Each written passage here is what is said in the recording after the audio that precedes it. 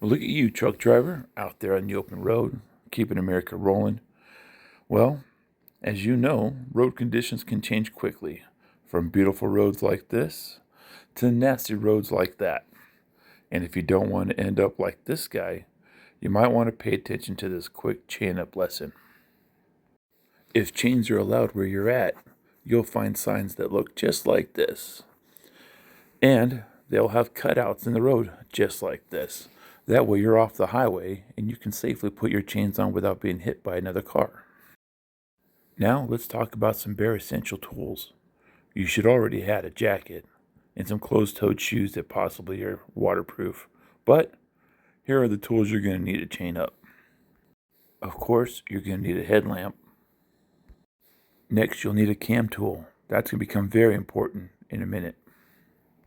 Next, you're going to need some waterproof gloves. That'll protect you from the cold and keep that salt water off your fingers. That hurts. Lastly, you might need some bungees. Those can help you keep your chain super tight. And if a link breaks, you can definitely bungee up that broken link so it doesn't ruin your trailer. Now let's talk about the chain. I've highlighted the rails here in purple. You have an outside rail and an inside rail. The inside rail goes inside the dual, and the outside rail goes on the outside of the tire so you can get to the rest of the parts. Now we come to the end of the chain. This is where what I call the tail. The tail is the parts that are just the last links of the chain. Then you have the cam. That's going to become very important in just a moment. Next, you have the cross links. These are the parts of the chain that go across the tread of the tire. That's what's actually going to grip the road. Now we have the hooks. Inside and outside hook. That's what's going to go and connect to the other side of the chain, which are the tails. And once again, there's the cam. Sometimes there's 3, sometimes there's 4, but they're very important. Okay, let's chain. Now we're going to do every tire exactly the same. This isn't the only way, this is just a way to put chains on. I drape my tires just like this, so that the tails are hanging off the back end, and I call the wad in the front.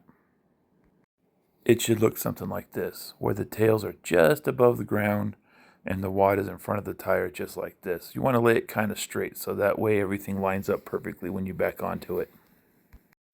Next, you're going to hop up in your cab. Once in your cab, you want to adjust your mirror. You want to bring it down so you can see that front tire. You want to watch the chain go up in a minute here. Next, I lock in my differential so all the tires are spinning at the same direction. Of course, release your air on your tractor and trailer if you're attached to a trailer. Now we're going to back up nice and slow. Slow, slow, easy. Watch that chain come up. And when it gets to about the 1 o'clock position, you want to stop. Yep, just about right there. Don't forget to set your park brake. Let's get out and check our handiwork. If you set up every tire exactly the same, even with the trailers, they should all look just like this. See how it's nice and straight coming out the front end because you rolled over back and straight, real easy like. And even if you have a mud flap, easy peasy. So I want you to see how I'm not on top of the rail, inside or outside. Front tire, back tire, same. There we go. All right, and I can edit all this out in post, but so I want you to come in and grab the tail here.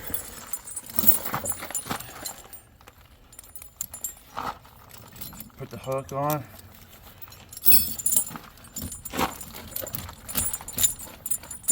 Give it a couple of yanks.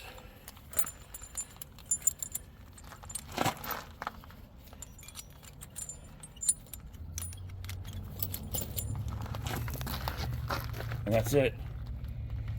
And then I'm gonna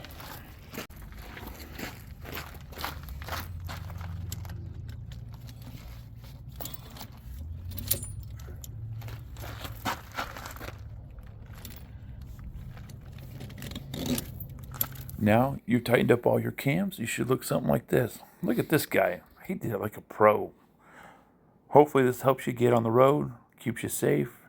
And when you get on the other side of the snow, just do everything in reverse, and then you should be good to go. Hope you have a safe day. Take care.